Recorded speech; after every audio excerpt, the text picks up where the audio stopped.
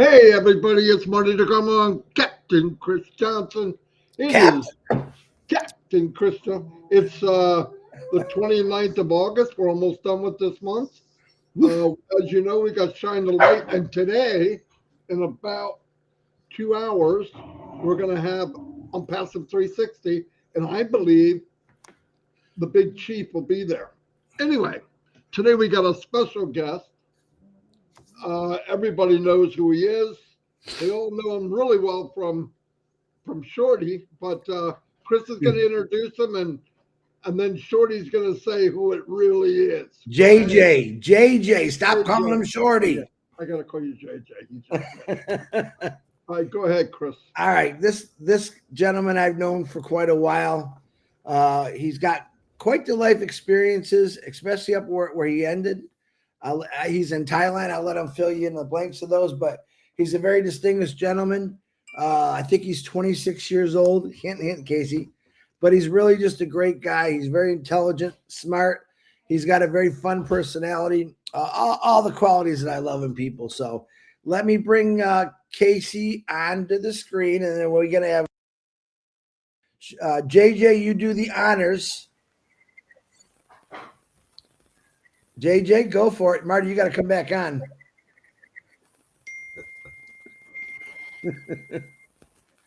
Marty, JJ.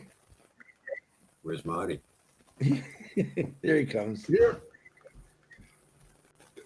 Okay, go ahead. Do it again. Casey Zevenbergen. There you go. Casey Zevenbergen, the floor is all yours. Well, firstly, thank you very much, Shorty, for that introduction. G'day, Marty and Chris. Great to be here with you today. Hello, everyone. As you already know, my name is Casey Zevenbergen, and I'm an Aussie, so I hope you can understand my accent. I was born in Holland on a dairy farm, or as Julie Pierre prefers to call it, the Netherlands. Both my parents were 9 and 10 years old when World War II broke out. My father, he lived on a farm in the country, and my mother and her parents ran a mixed business in Rotterdam, one of the biggest seaports in the world today. When I was 4 years old, back in 1958, you're giving my age away, my parents and one younger brother at the time immigrated to Australia by ship, which took 6 weeks, and we disembarked in Melbourne, the capital of the state of Victoria.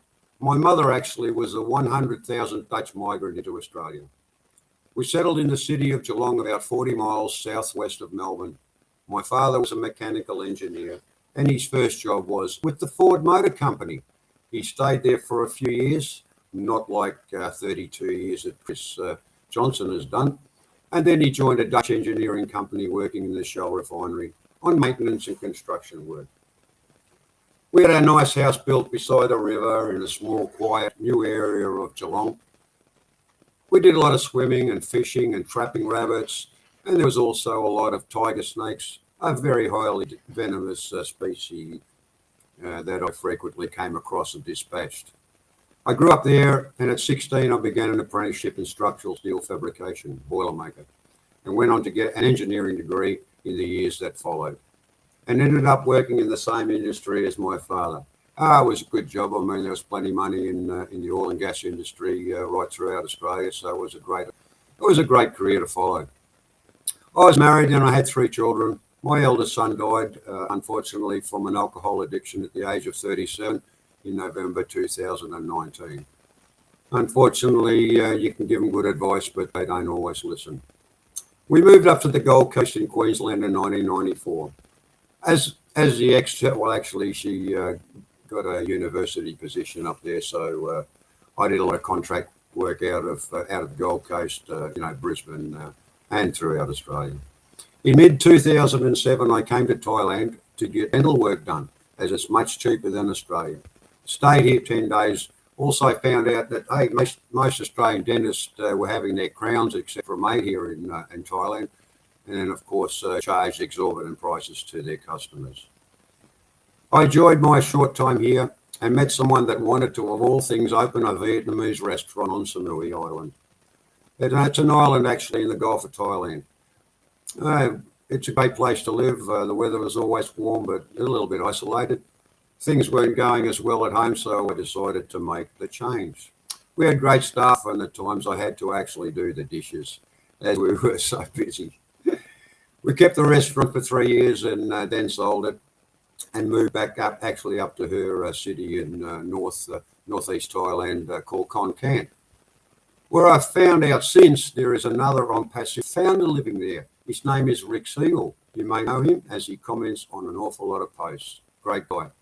Not long after, in 2011, I secured a job back in Australia, in Darwin, as a senior shutdown turnaround superintendent for the Conoco LNG plant shutdown and revamp.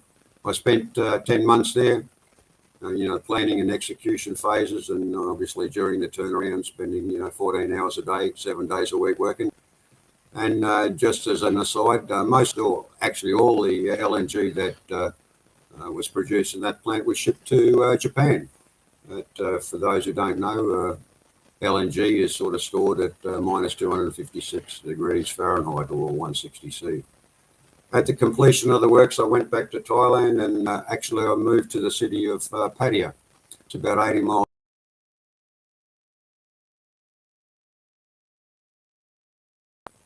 International fabrication work, is about 30, 45 minutes either south or north of here, so it was an ideal location to. And besides that, I had an awful lot of friends, associates,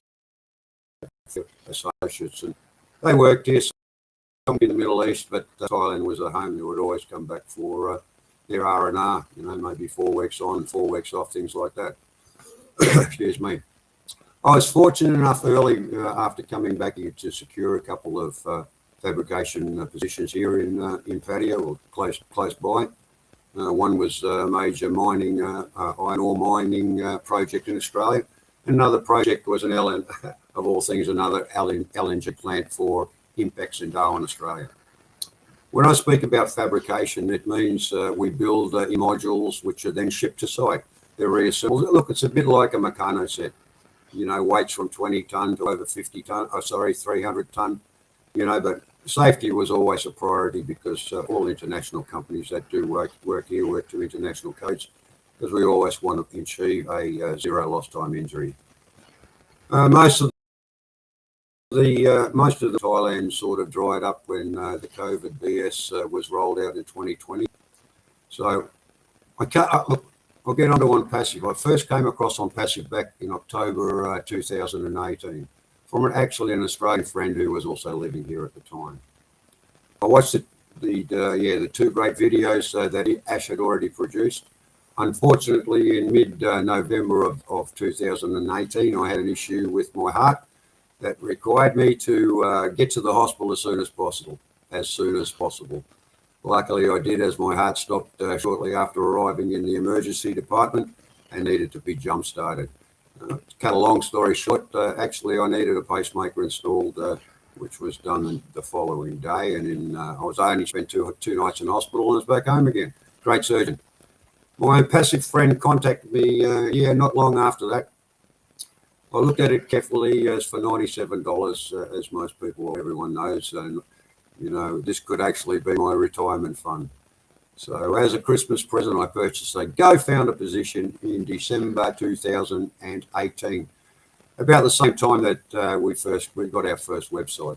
And I haven't looked back since. Not being a marketer, as most of you guys know, or ever being involved in MLM, I came in green. So this was a great opportunity to get into a totally new field. Early on was a bit slow, but it was interesting watching the numbers of GoFounders grow. Soon I came across the likes of Mr. Jeffrey Morlock, Mike Ellis videos, which I enjoyed and actually learned a lot from. I came across not long after that was, of course, MARTY, Red, and, of course, Chris Johnson's webinars, Julian Milo, Rob Lynn, Friday Night Live, and Let's O. And now on a daily basis, Omanu, where we have great fun playing trivia. So we actually need some more people to join us.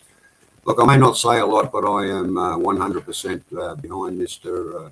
Ash Mafare and ONPASSIVE, of course. as you all know, and I see a very bright future for all those that are true founding affiliates. And when the money starts coming in, I guess first I need to take care of myself and then start looking after or looking for worthwhile overless projects here in Thailand. To finish up, a big thank you for everything you're doing for us, Mr. Ash. And I'm looking forward to, really looking forward to seeing and hoping that he comes on OP 360 in around about, I don't know, what is it? In about an hour and a half, nearly 2 hours. So I love you, brother. Thank you for everything, Ash. I think I've pretty much gone over my life. I could go into, more detail if you wish, Chris, but I guess enough said. I'll finish now and hand back to you guys, Chris and Marty. So you did perfect, Casey. That was fantastic, Casey. Fantastic. Man, you were a busy person, weren't you? Short and sweet. Uh-oh. Interesting life. I grew up in Holland. I don't remember too much of it, but I've been there a couple of times on holidays. I met my grandparents later on. And there's not too many farms left, milking or dairy farms left in Holland, but I still keep in touch with there, and it's a place to grow up in. As I said, we were lucky enough to move to an area that had a river in it, swimming and things like that early on. It's great. Really enjoyed it. So when you went to, and then coming to Thailand. When you went to Thailand, you just fell in love with it, didn't you? I said, when you went to Thailand, I did. You fell in love with it, didn't you? Yeah. Cool. That's correct. Look, I like the people. That's how it works. And obviously here there was work. There was work at the time, and the people are great. I won't go into too much detail, but no, everything's nice. I enjoy the weather. Like you guys, growing up in Geelong near Melbourne, winter times could be extremely cold. We never got any snow down close to the coast, but when you're getting 0 or 1 and 2 degrees and the wind is blowing at 50 knots, it can be awfully cold, and we needed our long johns there too, Chris. And no, Casey, you've led a pretty interesting life. What's that? I mean, I said you've led a very interesting life. Where did you go to school to get your engineering degree? I did it off campus a lot, Chris. Yeah, after I finished, I thought, well, I'm going to go into the same line, but I was well out of it off campus. So nice. Well, as you can see, we have a delay. I got it. Yeah, a little bit. Yeah, there's a bit of a delay. I'm not sure why. That's because all that sunshine's burning all your cables up over there. Okay, blame me for it. Great. I never have any trouble. Must be your connection. Never any trouble. Any other place. It might be restream. Yeah. Right. Anyway, thank you very much, Casey. You keep doing a good job in trivia. We need it. Anyway, thank you. See you all on 360. Casey, great job, brother. Chris, I'll see you in a little while. And happy birthday, Harold Fox. Happy birthday, who? Yeah, Harold Fox's birthday. Everyone. I'll bring you more up when 360 comes on. Oh, happy birthday. Great. All right, see y'all. Bye, Case. Thanks. Hey, thank you. Thanks, Chris. Thanks, Marty. Catch you later. We'll catch you on trivia.